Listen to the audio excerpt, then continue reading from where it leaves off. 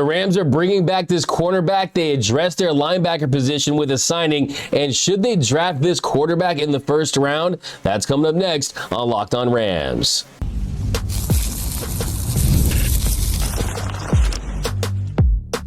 You are Locked On Rams, your daily Los Angeles Rams podcast. Part of the Locked On Podcast Network, your team every day.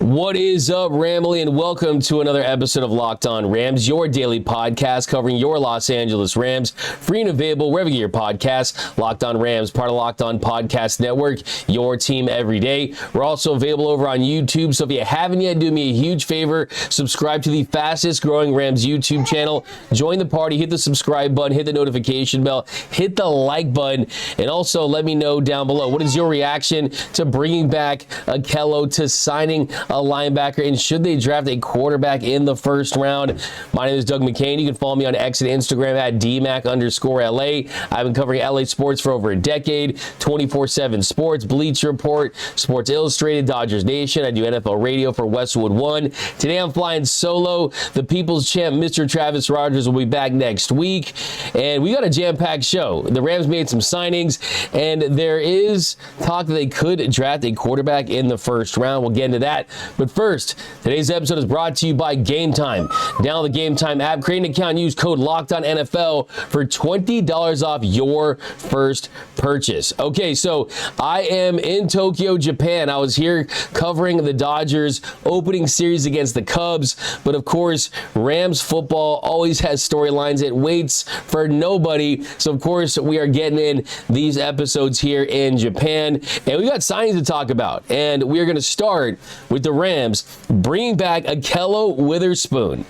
Ahkello Witherspoon is back with the Rams, and they signed him on the third straight off season. This one's a little different, though, because this time around, they're signing him in March, not later in the year, not in September. And he is someone that really has been a key member of this defense for the last couple of seasons, as far as how prominent his role has become. He's played in so many games. He's played in Chris Shula's system. He was in Raheem Morris's system. And when the playoffs came rolling around, he even got a more prominent role. He played 90% of the snaps against the Eagles.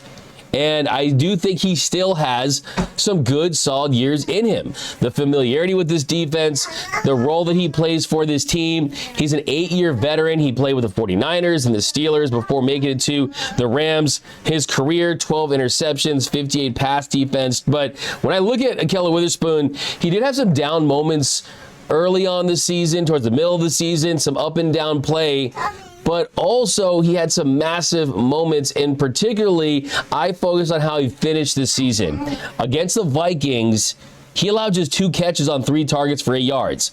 Going up against a very talented receiving core in the Minnesota Vikings that had Justin Jefferson, that has Jordan Addison, lots of talent on that offense. And he also had a sack in that game. He had 2 tackles. He was the guy that forced that fumble that led to Jared Verse's touchdown that really just blew the game wide open, and there was no looking back. And then he topped that in Philly the following week against the Eagles, where he did a great job, just stepped up in a big way, defending A.J. Brown, Devontae Smith, another power wide receiver duo. He allowed just 2 catches on 3 targets for 12 yards.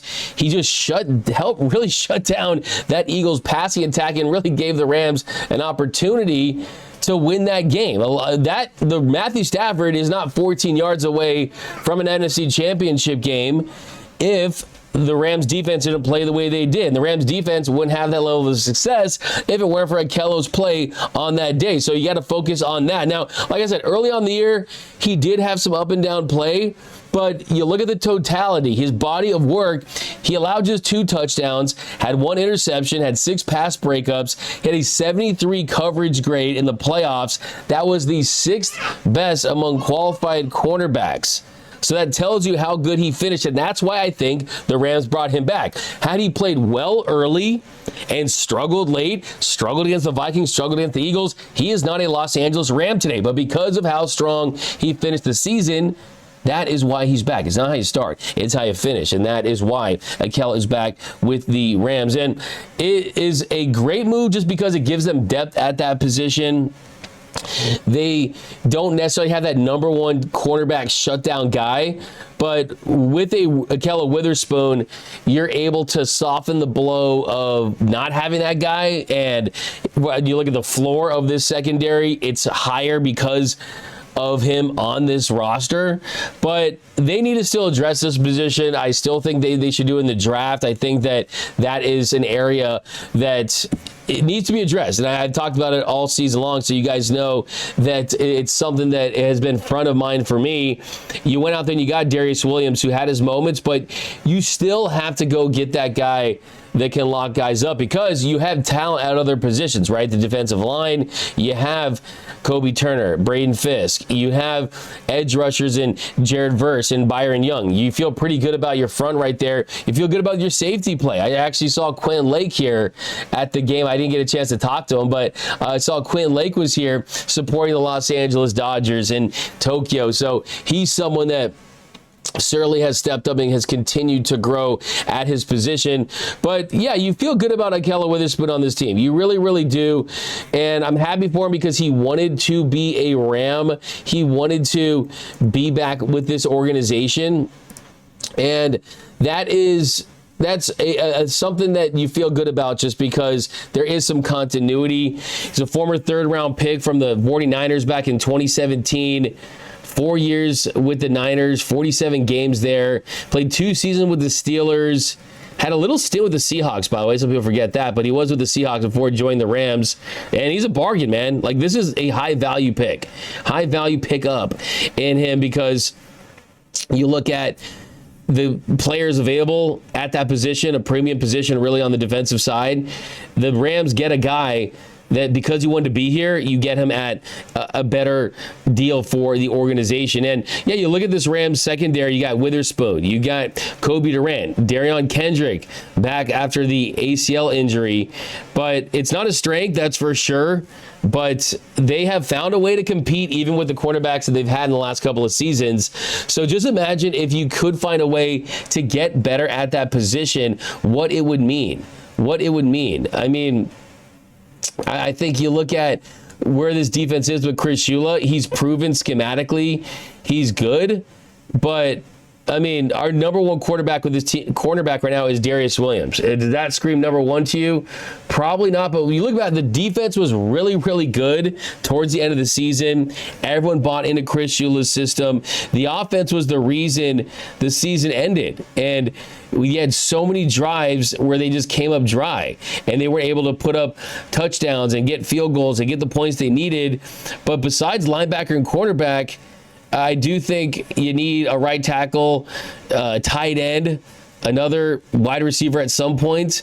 But I can absolutely see them leaning towards the draft to offensive weapons. Adding a tight end. I've talked about Loveland. I've talked about a right tackle. So this, if they are going to get by with a cornerback, then this would be kind of the route that they're going. But yeah, it's cool to see him back, and I definitely think that the Rams are still cooking. I think that they know their needs. I definitely think that with Ahkello, from what I've heard too, he's just very liked in that building, very well liked and respected in that locker room, brings that veteran presence, but they're not done yet. As you've seen this offseason with the addition of Devontae Adams and the moves they made, they're all in. They're all in. So cornerback is a position where I think you could still add, but adding this definitely raised the floor, and it's great to see Ahkello Witherspoon back. But coming up next, the Rams made a signing for a linebacker. How good did they do? Should they have gone bigger? That's coming up next on Locked On Rams. Scaling your business requires the right expertise at the right time. With Upwork, you can find specialized freelancers in marketing, development, design, and more. Experts ready to help you take your business to the next level. Upwork gives businesses flexibility by connecting them with top freelance talent across multiple industries, including IT, AI, web development, and marketing. Whether you need extra hands for a project or a long-term partner, Upwork makes hiring simple and affordable. affordable. Find the right talent. If you need help with a marketing campaign, Upwork can connect you with a freelance expert who delivers on incredible results every time. Posting a job is free and simple, and within a day, you'll find multiple qualified candidates to choose from. And instead of hiring full-time, Upwork helps you find affordable, top-tier freelancers to scale my business efficiently. Visit Upwork.com right now and post your job for free. That's UPWORK.com.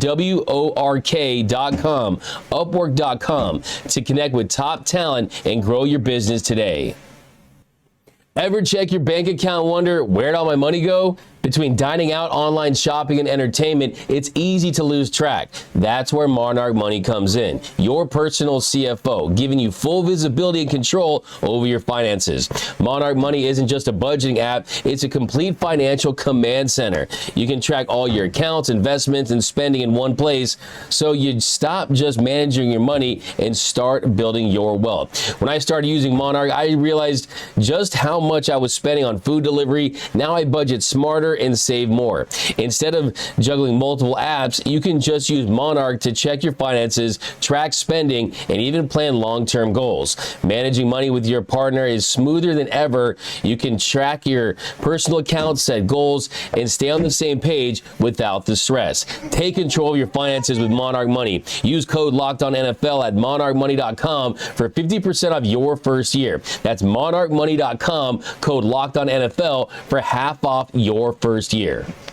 And we are off and running here on Locked On Rams. Thank you for making Locked On Rams your first listen every single weekday. Free and available wherever you get your podcasts. Locked On Rams, part of Locked On Podcast Network, your team every day. Also want to send a special shout out to those everyday listeners out there watching and listening to every single episode of Locked On Rams. If you're new to the channel, which I know there are a lot of you with all the exciting stuff that's happened with this team this offseason, also new listeners, subscribe, have the notification bells on.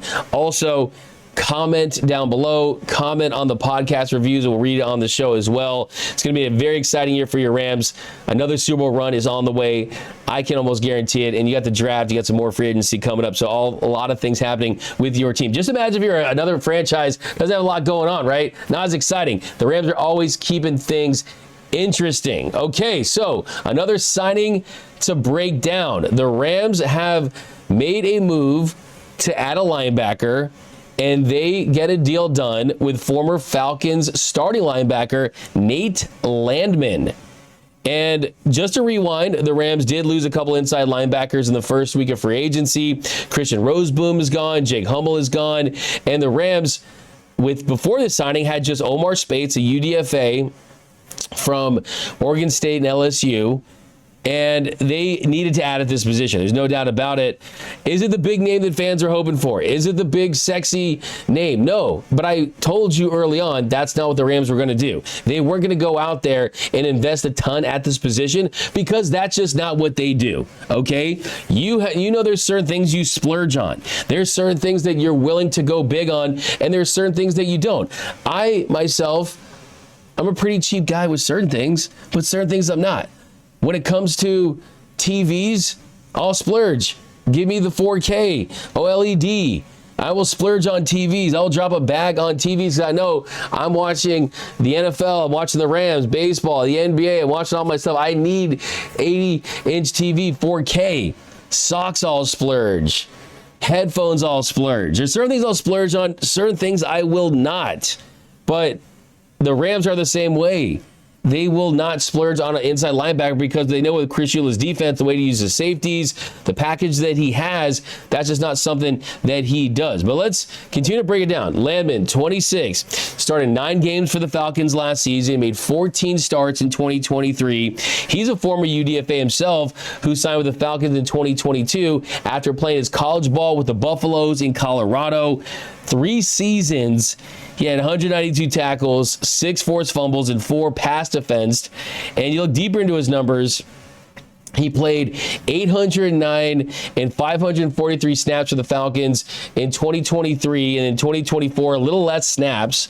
But if you look at his PFF, the run defense, that is his strength. That is where you focus. And that, I think, was the number one priority for adding to this position is get a guy that can be a run stopper, that can fill those gaps, go sideline to sideline, and limit those running plays.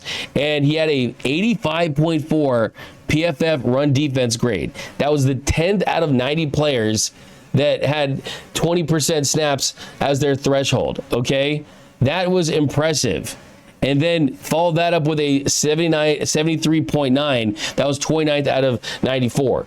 So those are good numbers. Those are good metrics to use to evaluate someone that can stop the run. And he has shown the ability to do that at a high level. In 2024 for the Falcons, he was third in run defense behind Jesse Bates and linebacker J.D. Bertrand. So he was one of their best run stoppers on the Falcons. 2023, he was right there in the top three behind Trey Flowers and Bates. So he is someone that has experience doing that. Fun fact about him, he was born in Zimbabwe.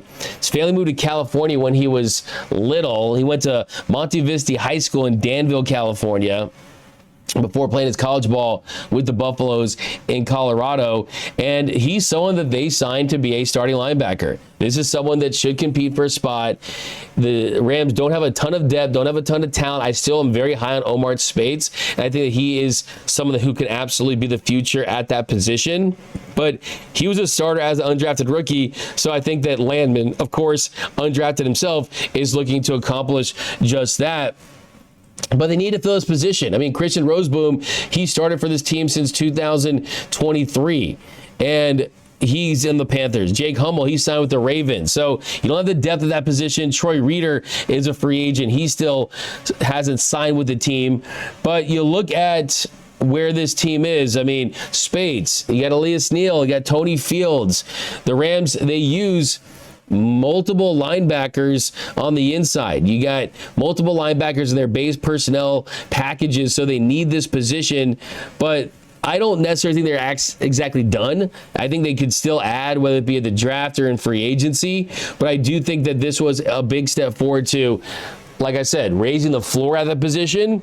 Not a huge sexy name, but the Rams are, look, they want to splurge. Their 4K TV, their 8K TV is wide receiver, Devontae Adams, right? That's where they splurge on, all right? And it's not going to be on the other stuff, right? So I think it's a great move in that it signals that the Rams are using their formula that's been successful for them, and that is focusing on the positions that they think matter when it comes to winning Super Bowls, when it comes to winning in the playoffs, when it comes to winning your division and competing. So they're not going to allocate those resources to a position that, quite frankly, isn't as impactful as others. I mean, there's a reason why Ernest Jones isn't on this team last season. And a lot of people freaked out when the Rams, what the heck are the Rams doing trading Ernest Jones? He was someone that could have been a Pro Bowler for this team. They should have signed him. Did the Rams really miss Ernest Jones that much last season? Sure, he could have contributed. Sure, he could have helped this team. But the Rams did not lose to the Philadelphia Eagles because of their defense.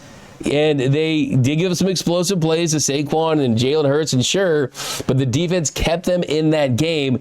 It was the offense that wasn't able to come through late. So I think that the Rams are doing what they need to defensively, plugging guys at certain positions, giving Chris Shula the high-level talent that he does have in Jared Verse and Kobe Turner, guys like that. And I still think that you're going to see them hopefully hit on some guys in the draft. I mean, that's where this team has lived last couple of seasons, right? It hasn't been on free agency. It's been in the draft. That's where they've done their work. That's where they found Byron Young and Jared Verse and Braden Fisk and Kobe Turner and these pieces. They found them in the draft, so hopefully they can have that success once again this year, and they can continue to build the foundation because of this team. And I've said it before, I'll say it again. If it weren't for the successful pickups on the defensive side, yes, you found Puka Nacua with your 4th pick in the 5th round, which is one of the great steals in recent draft history. But if the Rams hadn't have had the success drafting the defensive players that they've had, you would probably not see Matthew Stafford on the Rams. You would probably not see Devontae Adams on the Rams. This all-in that you're seeing, this pushing that Super Bowl window back with Matthew Stafford, all of that to me is directly linked to them hitting on defensive players in the draft. Let's not forget, Aaron Donald, he shocked the world a little bit by retiring after just 10 seasons, and they found a way to, you can't ever replace Aaron Donald, but to draft well enough to give your defense a chance to win. This is the most inexpensive defense in the NFL. Think about that. They have not signed big dudes on the defensive side, and they've still been able to compete. And I think that is a combination of great coaching, great drafting, great development. That's something that this organization does at the highest of levels. But coming up next, the Rams drafting a quarterback. That's coming up next on Locked On Rams. And welcome back to Locked On Rams. Thanks for making Locked On Rams your first listen every single weekday. Free and available wherever you get your podcast. Locked On Rams, part of Locked On Podcast Network. Your team every day. By the way, I want to send a special shout out to all you guys out there. I read the comments, and we're going to start featuring your comments on a weekly mailbag episode once a week starting next week. So any questions you want to see me answer on the show, Travis answer on the show, drop them down below. If you're on the podcast, you can drop that too. You can hit me up on X on DMAC_LA. I'll read them then. Also, if you guys have any recs for Tokyo, I'm still here for a couple more days. Anything you think I should be doing, anything you think I should be seeing, going, eating, let me know. The food here is incredible. Went to this really awesome Nintendo store, and I kind of got crazy with that. I picked up all these little action figures. Got Luigi, got Raccoon Mario, I got Diddy Kong, I got Yoshi, I got another Diddy Kong, I got Bowser, I got Donkey Kong, I got Princess, I got the Bomb, I got the Ghost, I got more stuff, Mario, all kinds of crazy stuff. But let's get back to the Los Angeles Rams. So the Rams absolutely made a major statement when it comes to if they want to compete this season when they got a new deal done with Matthew Stafford. And that indicated that at least for one more year, which they're going to have to go back to the negotiating table next year if they want to continue this partnership, well, that is an indicator that you don't have your long-term successor at the quarterback position in your organization. And we've seen in the National Football League that teams have different ways of acquiring their QB1, whether it be in the draft, whether it be through trade. Look at the Detroit Lions and the Rams with Matthew Stafford, whether it be in free agency. But one method that has worked, and it's worked big time, is drafting your quarterback when it feels like you drafted him a little early, when you already have a starting quarterback in place. We saw it in Green Bay when the Packers had Aaron Rodgers and they drafted Jordan Love in the first round. We saw it in Kansas City when the Chiefs had Alex Smith and they bring in a Patrick Mahomes. So there is history of this working at the highest of levels. Of course, there's no guarantee that quarterback that you're getting is going to be a Patrick Mahomes or even a Jordan Love, who has flashed a lot of elite potential, still trying to figure things out as far as being that quarterback that is even close to being at the Brett Favre or Aaron Rodgers level or anything like that. But still, he looks like a top 10 to 15 quarterback who's starting caliber, and that's saying something. So the Rams are the number 26th pick in this draft. They have a need at cornerback, at right tackle. They could add another offensive weapon at tight end. But could they draft a quarterback early? Well, Sports Illustrated's Albert Breer, he didn't mention the Rams as a team to watch if Jackson Dart out of Ole Miss slides in the first round. Albert Breer wrote, I think if two quarterbacks are off the board in the top three, it helps Jackson Dart for obvious reasons. But I'd be still surprised if he goes any higher than the end of the first round. The Los Angeles Rams could be one team to watch near the bottom of the round, though. So, Jackson Dart out of Ole Miss, he has a lot of potential. He has a big arm. He can move around in the pocket. I just wonder if this is truly worth it if you're all in on the 2025 Rams. And we saw what happened a couple seasons ago with the Green Bay Packers and adding Jordan Love. And the fact that it always felt like Aaron Rodgers never had those weapons around him that he needed to off because he had Devontae Adams that was elite, but could use some more talent on the offensive line. And that Packers team definitely did not maximize what they had in Aaron Rodgers. So for me, I think if they felt like Jackson Dart could be a 5-time Pro Bowler, someone that could lead this team to A championship, sure. I just don't know if I view Jackson Dart in that light. Just spending time this morning watching his film, looking at his ability. Yes, it's there for sure. I think that there's definitely upside there. There's a ceiling there for him, but is he truly worth it? Like if Matthew Stafford, they were gonna have him for 2 more years, right? You can guarantee me at least 2 more years, maybe. 3 more years, maybe. But this could be a last dance for Matthew Stafford. It really could. He does have a great skill set. There's something about him too. The way he rolls out, can move back, throw across his body. He's kind of got the coolness factor a little bit right there. I think that there's a world where he ends up as a better quarterback than Jador Sanders. I really do. I think that he's got that kind of potential for sure. But the truth of the matter is there's just not that many elite quarterbacks here in this draft. It's not that draft. And in previous drafts, Jackson Dart might be a 2nd or 3rd round pick. And that's just a fact.